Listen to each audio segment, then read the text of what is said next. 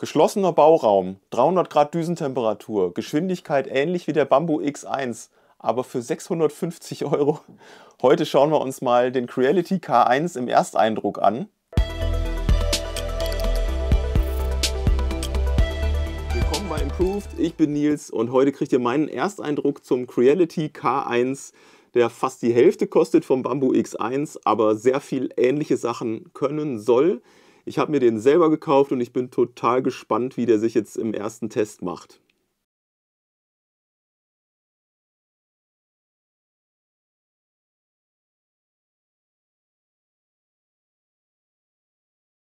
Also auspacken geht super schnell, ist auch anscheinend gut gepolstert überall. Der erste Eindruck, total klein, also deutlich kleiner auch als der Bambu X1, hat auch ein bisschen kleineren Bauraum. Aber erster Eindruck, ja, hier so ein schöner Metallrahmen und hier ganz viel Folie und Klebestreifen drumherum, die jetzt hier so ein bisschen verwurstelt aussehen mit kleinen Filamentresten noch dran. Das ist jetzt die Vorderseite vom Drucker, also ihr seht hier die Folie vorne, die ist schon so ein bisschen verknüttelt, die ziehen wir gleich natürlich ordentlich ab. Hier gibt es einen USB-Anschluss und hier so ein Klebestreifen, der auch ein bisschen kreuz und quer geht. Anscheinend sollte der hier unten das Kabel schützen. Es scheint, auch wenn hier ein bisschen Verknüttelungen sind, scheint es aber heile zu sein. So, ansonsten gut verklebt, verpackt. Da oben gibt es noch Schaumstoff dran. So sieht das Ganze von oben aus. Gut mit Schaumstoff alles verpackt. Das werden wir alles gleich mal ein bisschen sortieren. Und die Rückseite, ja, hier so ein Plastikabdeckung mit Wabenmuster. Hier ist der Filament-Runout-Sensor. Hier ist wieder so ein bisschen geschlampert mit Kleber und einem Kabel, aber das hoffe ich, dass das die Funktion nicht beeinträchtigt. An, aus und da unten kommt der Stecker rein.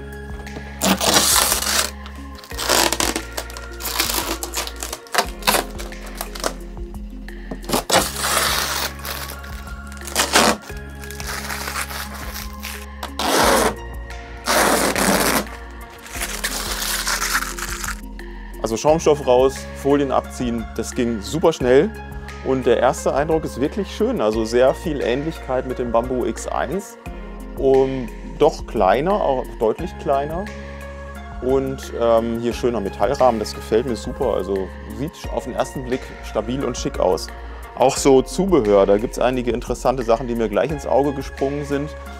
Hier gibt es so ein, was ist das, so ein Pin. Ich weiß gar nicht, ob ich das zeigen kann. Das sieht aus, als ob man damit irgendwie das Hotend vielleicht frei machen könnte. Keine Ahnung, das werden wir hoffentlich heute noch nicht ausprobieren, aber im Verlauf wahrscheinlich. Der Schaber, das ist so ein Kunststoffspatel. Das finde ich super. Das ist jetzt mal nicht so ein Standard-Metall-Spatel, sondern aus Kunststoff, damit man die Oberfläche, die Druckoberfläche vielleicht nicht so ganz verkratzt. Dann hier der Monitor, den bringen wir gleich noch an. Hier Gummifüße. Warum macht das sonst keiner? Gummifüße, Anti-Vibrationsfüße für unten drunter. Ja, 200 Gramm Filament, vielen Dank. Spulenhalter, der kommt wahrscheinlich hier hinten dran. Stromkabel. Jetzt muss ich gleich noch mal schauen, ob ich hier die Voltzahl einstellen muss und ich beschäftige mich noch mal kurz mit dem Schnellstart-Guide hier. Da gibt es auch noch ein paar kleine Schrauben drin, die wahrscheinlich gelöst werden müssen vom Transport und dann geht es gleich schon los. Ach ja, und unterschlagen möchte ich natürlich nicht den Kunststoffdeckel, der hier oben dann am Ende drauf gehört. Also wir haben dann am Ende wirklich einen komplett geschlossenen Bauraum. Monitor anbringen. Sollte nicht zu schwierig sein.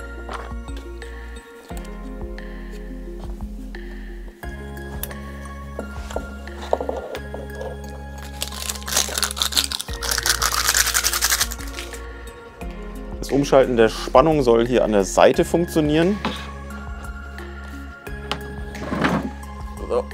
Hier unten.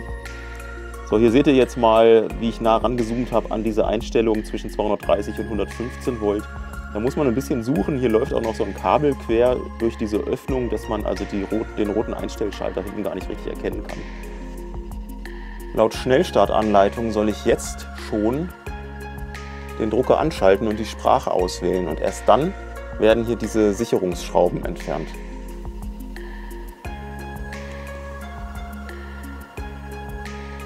Deutsch kann man auswählen.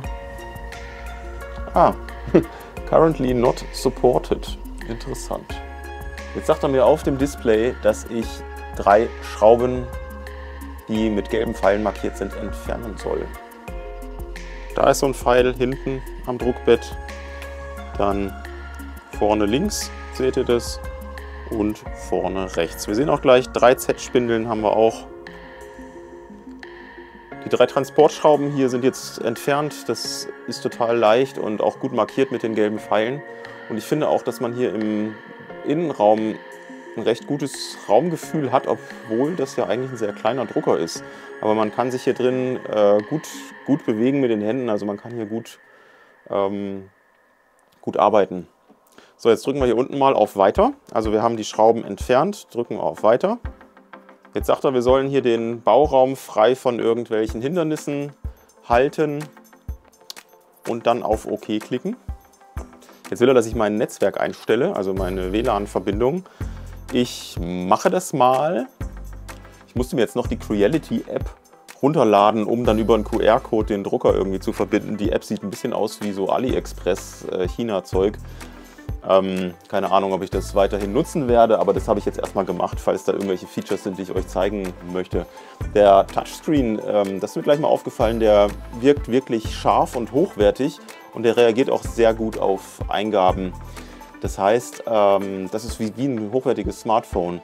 Jetzt sind wir an dem Punkt, wo ein Self-Check durchgeführt werden soll. Also, please place the printing platform. Die ist da geplaced. Self-Check process is expected to take. Keine Ahnung, hier scheint irgendwas an dem Text zu fehlen. Ich mache jetzt mal hier einfach Start. Nozzle Heating sagt er jetzt. Jetzt geht gleich hier oben ein Lüfter an. Hotbed Heating Checking. Waren ein bisschen ungesunde Geräusche für meinen Geschmack. Okay, das war interessant. Jetzt habe ich nämlich gerade mal geguckt, ob das Heizbett heiß ist, weil ich da ja noch diesen Schutzfilm entfernen soll, bevor sich das aufheizt, nicht, dass sich das verschmilzt. Da hat er gleich beim Antippen mit der Hand drauf reagiert. Aber es fährt schon sehr langsam hoch. Na gut, die Zeit muss ich mir jetzt nehmen. Ich spule das für euch ein bisschen vor. Okay, da passiert jetzt irgendwie ewig lange gar nichts, gefühlt. Also dieser ganze Inspektionskram dauert irgendwie gefühlt eine halbe Stunde. Das Input Shaping hat er jetzt abgeschlossen. Es hat sehr lange gedauert für mein Gefühl und jetzt kommt das Auto Leveling, wobei ich dann noch die Folie auf dem Druckbett habe. Das kann natürlich sein, dass da jetzt eine kleine Fehlerquelle entsteht. Also jetzt macht er ja mal richtig Betrieb hier. Also jetzt dreht er mal richtig auf, macht hier richtig Krach. Ich weiß nicht, was das jetzt soll, aber das ist ja Wahnsinn. Das ist ja wie eine Turbine. Also diese Lautstärke ist nichts fürs Wohnzimmer, definitiv nicht. Ich halte euch mal das Mikro ein bisschen näher ran.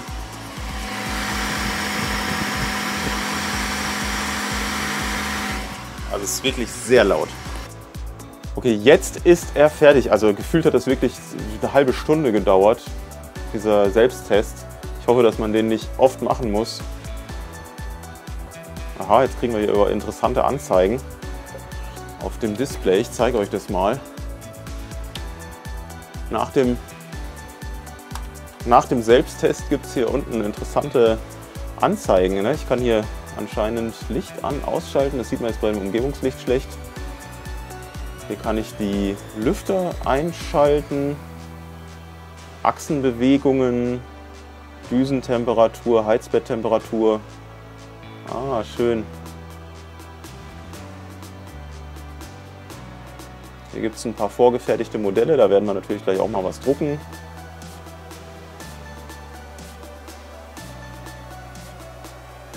Ah, schön.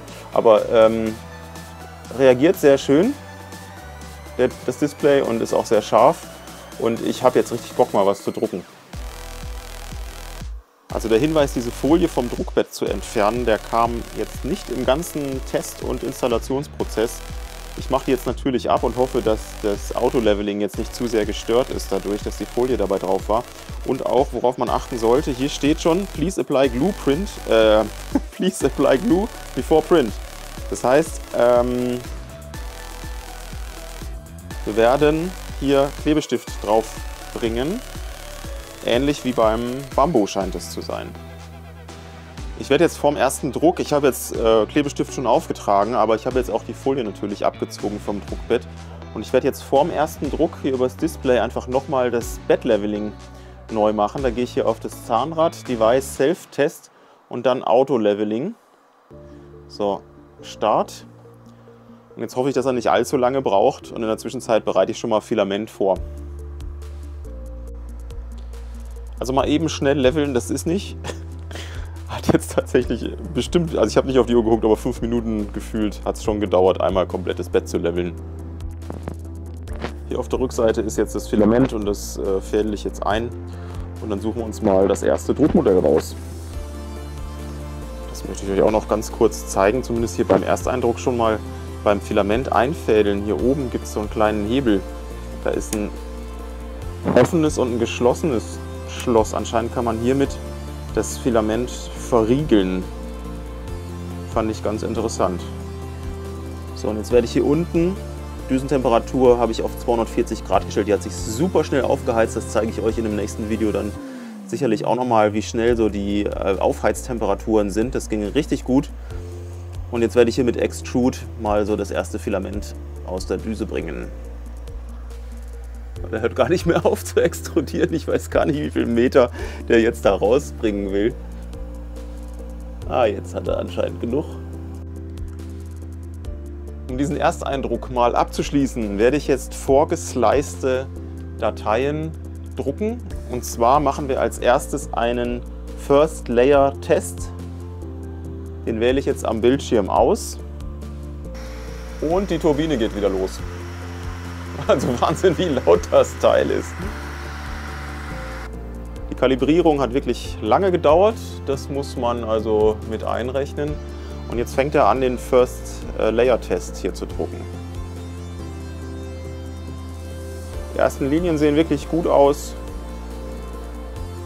Jetzt probiere ich mal diesen Layer hier vorsichtig zu lösen von der Druckplatte. Da kann man gleich mal die Haftung auf der Platte testen. Oh, da ist es schon. Jetzt kann ich den Spatel hier mal ausprobieren.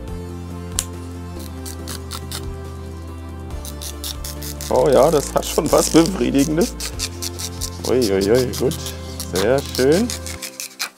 Sehr schön. Ja, hier sind die Linien nicht ganz aneinander.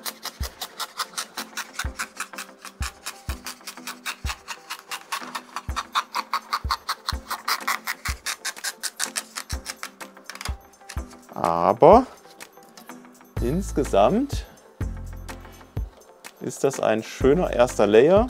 Wie gesagt, auf der einen Seite ist er wirklich geschlossen, hier die eine Hälfte. Und auf der anderen Hälfte gibt es so ein paar Stellen, wo sich die Linien nicht ganz verbunden haben. Jetzt noch ein schneller zweiter Test. Jetzt wähle ich mir hier aus den vorgesliceden Modellen mal, was haben wir hier, Katze? Ne, ich möchte das Benchy, hier steht ein 17 Minuten Benchy. Die Kalibrierung lasse ich jetzt mal weg, die dauert mir zu lange und wir haben ja schließlich gerade kalibriert.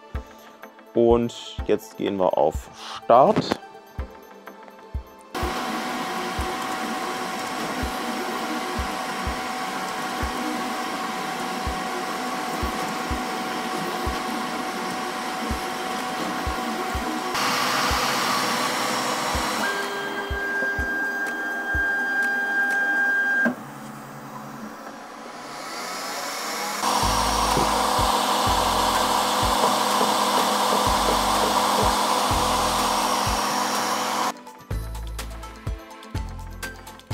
Das Benchy hat tatsächlich nur 17 Minuten gedauert, ist natürlich speziell gesliced, vorgesliced von Creality, also auch mit dem Bug zum Beispiel genau in Richtung vom Bauraumlüfter ausgerichtet.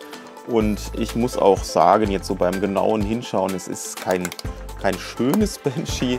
Einen kleinen Brim haben die auch noch dazu gepackt. Die Schrift hier unten, die kann man auch ganz schlecht erkennen. Also es ist auch wirklich nicht schön. Es ging halt bei diesem Druck, denke ich, wirklich einfach nur um Geschwindigkeit, um zu demonstrieren, wie schnell der K1 drucken kann.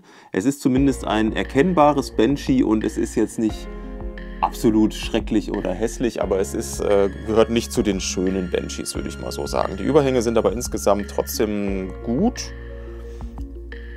Unsauberheiten hier und da. Schnell kann er.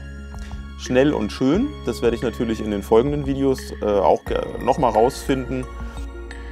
Was ist jetzt mein Fazit vom Ersteindruck vom Creality K1? Ich muss sagen, er hat meine Erwartungen erfüllt. Und zwar in dem Sinne erfüllt, dass meine Erwartungen auch nicht extrem hoch waren. Er kostet 650 € und für das, was er bietet, ist das wirklich günstig. Das finde ich gut. Von außen sieht er sehr hochwertig aus, fühlt sich auch hochwertig an. Dieser Metallrahmen wirkt edel. Diese Plexiglasfenster an der Seite, die sind auch super, sieht edel aus. Der Bildschirm reagiert schnell, ist gestochen scharf, alles klasse. Ein paar Sachen, besonders so im Innenraum, gefallen mir weniger gut. Da ist manchmal so ein bisschen billiges Plastik und Schrauben sind teilweise locker. Als das Benchy hier mal als er richtig losgerast ist, um das Benchy zu drucken, haben sich tatsächlich 2 Schrauben unten vom Hotbed gelöst und das Hotbed war dann nur noch an den hinteren 2 Schrauben fest. Das kann auch ein Grund sein, warum das Benchy jetzt bei dieser hohen Geschwindigkeit nicht die gute Qualität gebracht hat. Creality, kauft euch bitte Inbusschlüssel und Schraubenzieher und macht das bitte im Werk. Ich möchte da nicht, dass Schrauben mir um die Ohren fliegen, wenn ich den Drucker zum ersten Mal anschalte. Ich gehe also selber alle Schrauben nochmal durch, gucke, dass das alles passt für meine weiteren Tests. Ansonsten bin ich jetzt erstmal zufrieden mit meinem Kauf. Also der Drucker ist nicht gesponsert, habe ich selber gekauft. Und nach dem aktuellen Stand mit diesen kleinen Sachen, die jetzt hier waren, ich würde es wieder tun. Im Moment würde ich ihn tatsächlich wieder kaufen. Und ich bin sehr gespannt auf das, was da jetzt noch an Tests kommt. Ich habe da super Bock drauf, andere Materialien zu testen, ein bisschen mal auf Qualität einzustellen oder Hochgeschwindigkeitsdrucke zu testen. Und wenn euch das interessiert, ihr kennt das, ich freue mich super, wenn hier neue Leute immer abonnieren oder wenn ihr Kommentare unten drunter schreibt. Daumen nach oben ist auch immer spitze. Und unter dem Video verlinke ich immer Produkte, die ich auch empfehlen kann, also zum Beispiel Filamente oder Geräte zum Filamenttrocknen. Das sind Empfehlungen von mir, die meine ich ehrlich. Da ist jetzt nichts nur, dass ich da ein paar Euro verdiene, sondern das sind ehrliche Empfehlungen. Und ich empfehle heute auch diesen Drucker. Nach meinem Ersteindruck für 650 € ist das ein Schnäppchen. Wenn ihr selber einen Inbusschlüssel und einen Schraubenzieher bedienen könnt, dann kriegt ihr das auf jeden Fall hin. Und wenn ihr noch unschlüssig seid, guckt gerne in Zukunft wieder rein, weil ich diesen Drucker auch weiterhin testen werde. Und das ist nicht der einzige, natürlich der X1, der Bambu Lab, der bleibt hier auch weiterhin ein großer Teil dieses Kanals. Und es kommen aber auch noch andere Drucker, die euch vielleicht auch interessieren. Also ich habe da wirklich coole Sachen jetzt in nächster Zeit in petto. Also ich hoffe, wir sehen uns bald wieder. Bis dann. Ciao.